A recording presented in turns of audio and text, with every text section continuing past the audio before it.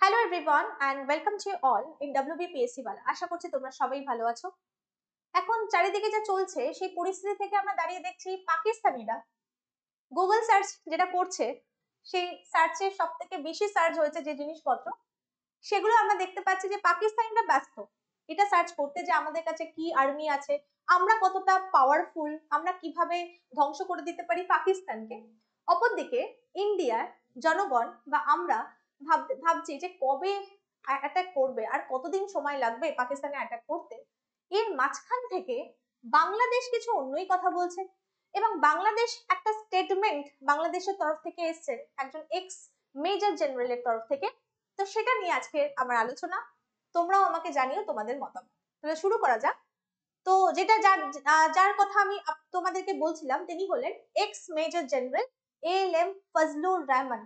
ঠিক আছে, এই যে ব্যক্তি আমি ফটো দিয়ে দিয়েছি, তিনি বলছেন এই সুযোগের সদ্ব্যবহার করে নেওয়া যাক। যেখানে পাকিস্তান ইন্ডিয়ার মধ্যে ঝামেলা হচ্ছে, মাঝখান থেকে তিনি এসে হঠাৎ করে এমন একটা স্টেটমেন্ট দিয়েছেন যার মাধ্যমে লুকিয়ে আছে একটা থ্রেট, এবং তিনি বলতে চেয়েছেন যে এটাই উপযুক্ত সময় এবার হচ্ছে আমাদের চিকেন নেক, যেটাকে আমরা বলে থাকি শিলিগুড়ি করিডোর, তো সেটাকে হচ্ছে দখল করে নেওয়া যাক, এবং যার জন্য তিনি আহ্বান জানাচ্ছেন চায়নাকে। তো এরকম একটা তার স্টেটমেন্টের তরফ থেকে আমরা দেখতে পাচ্ছি। তো চিকেন নেক নিয়েও আমাদের কাছে থ্রেট চলে এসছে বাংলাদেশের তরফ থেকে।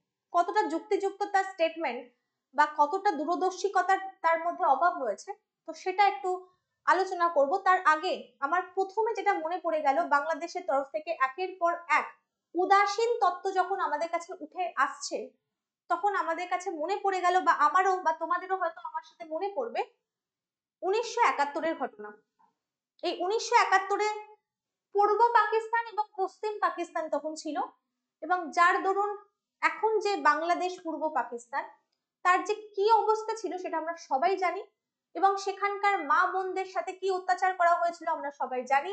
সেখানকার নবীন প্রজন্ম থেকে শুরু করে শিশুদেরও ছেড়ে দেওয়া হয়নি, সেটাও আমরা জানি যে কতটা ক্রুয়েলটি দেখানো হয়েছিল পাকিস্তানের তরফ থেকে, এবং সেখানে একমাত্র দাঁড়িয়েছিল কিন্তু ইন্ডিয়া তাদের মাঝখানে। তো এটা জানি না কেন তারা ভুলে গেছে। তো ভুলে যাওয়ার দরুন, কেন ভুলে গেছে বলছি, কারণ এই সমস্ত স্টেটমেন্ট যেগুলো আমাদের কাছে উঠে এসেছে, কিছুদিন আগে আমরা দেখেছিলাম বাংলাদেশের চিফ অ্যাডভাইজার মোহাম্মদ ইউনিস এমন একটা বক্তৃতা দিয়েছেন চায়নাতে গিয়ে, তিনি বলেছেন যে সেভেন সিস্টার্সদের কাছে কোনো সি এর অ্যাক্সেসই নেই, বাংলাদেশই একমাত্র হচ্ছে সি এর অ্যাক্সেস করতে পারে, এবং তিনি হচ্ছেন গার্জেন, তার কাছ থেকে আমাদের পারমিশন নিয়ে হচ্ছে আমাদের সি অ্যাক্সেস করতে হবে। তারপরে আবার দেখছি এক্স মেজর জেনারেলের এরকম একটা স্টেটমেন্ট যে চিকেন নেক হামলা করতে হবে। তো একের পর এক এরকম যদি এরকম একটা উক্তি উঠে আসে, এরকম তিক্ততা যে কেন ফিল করছে বাংলাদেশ আমাদের প্রতি, সেটা আমি একটু তোমাদের দেখাতে চাইবো। যখন জিজ্ঞেস করা হয়েছিল বাংলাদেশের তরফ থেকে এরকম একটা টেনশনের ব্যাপারে, যখন মোদি ছিলেন হচ্ছেন ডোনাল্ড ট্রাম্পের সাথে, ডোনাল্ড ট্রাম্পকে জিজ্ঞেস করা হয়েছিল, তখন ডোনাল্ড ট্রাম্প ক্যাজুয়ালি বলেছিলেন যে আমার বন্ধু আছেন নরেন্দ্র মোদি, তিনি হচ্ছেন নরেন্দ্র মোদি নিজে সামলে নেবেন ব্যাপারটা। তার মানে বাংলাদেশকে হ্যান্ডেল করে নেবেন মোদিজি, এটা তিনি বলেছিলেন। এবং তারপর থেকে বাংলাদেশ কিন্তু টেনশনে পড়ে গেছে, সে ভাবতে শুরু করে দিয়েছে, বা তার এরকম চিন্তা ভাবনা চলছে ব্যাপারটা, এবং হতেও পারে, এটা না হওয়ার কিছু নেই, অস্বাভাবিক কিছু নেই, কেন হতে পারে সেটাও বলবো। তারা বাংলাদেশিরা বা বাংলাদেশিরা চিন্তা করছে এই যে চিট্টাগং যে প্লেসটা আছে, এটা তো সি বর্ডার শেয়ার করছে, বা এটা সি অ্যাক্সেস শেয়ার করছে। তো তারা ভাবছে যে ইন্ডিয়া এটাকে ক্যাপচার করে নেবে, এটাকে দখল করে নেবে, এবং যার দরুন তাদের ভয়ে এরকম স্টেটমেন্ট বেরোচ্ছে যে তারা চাইছে যে চিকেন নেকি আমরা দখল করে নেব, তাহলে কি হবে, তাহলে সেভেন সিস্টার্স ইন্ডিয়া থেকে আলাদা হয়ে যাবে, এবং যার জন্য তিনি চায়নাকে বাংলাদেশের তরফ থেকে তারা ইনভাইট করছে। এবার ব্যাপারটা ভাববার বিষয় আছে কিনা, তো সেটা নিয়ে আমরা চলো আলোচনা করে ফেলি। এইটা খুব একটা অস্বাভাবিক ব্যাপার নয়, কারণ আমরা জানি যে এই যে পিওকে বা পাক অকুপাইড যে কাশ্মীর আছে, এবং তার সাথে সাথে আমাদের চিট্টাগংকেও দখল করে নেওয়া উচিত, আমাদের কন্ট্রোলে রাখা উচিত। তাহলে এই যে বারবার চিকেন নেক নিয়ে যে প্রশ্ন উঠে আসছে, তাহলে সেটা আমাদের আর সমস্যা তৈরি করবে না, আমরা কিন্তু নিশ্চিন্তে থাকতে পারবো।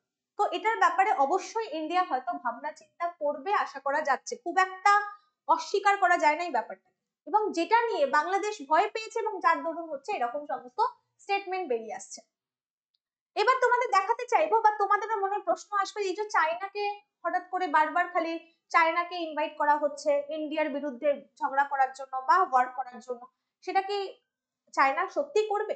তো এই প্রশ্ন দেখো, যদি আমরা ভাবি বা আমার যেটা মনে হয় সেটা আমি তোমাদের সাথে শেয়ার করব, তোমাদের কমেন্ট এর জন্য ওয়েট করব। তোমরা অবশ্যই আমাকে কমেন্ট সেকশনে জানিও। দেখো, চায়নার ওপর তো ভরসা করা যায় না, এবং চারিদিকে আমরা যখন নানা রকম জিনিসপত্র দেখছি চায়না কি করেছে, আগের হিস্ট্রি যদি ঘাটি, তাহলে আমরা দেখো এই গালওয়ান ট্র্যাজেডিকে আমরা ভুলে যেতে পারি না।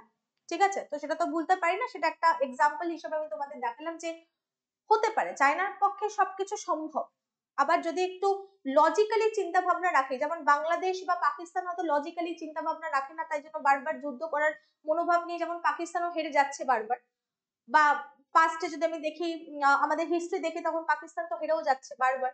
এবং তার সাথে সাথে বাংলাদেশও এরকম সেমই জিনিস করে থাকতে পারে, কারণ তাদের দূরদর্শিকতার অভাব আছে, চায়নার সেটা নেই।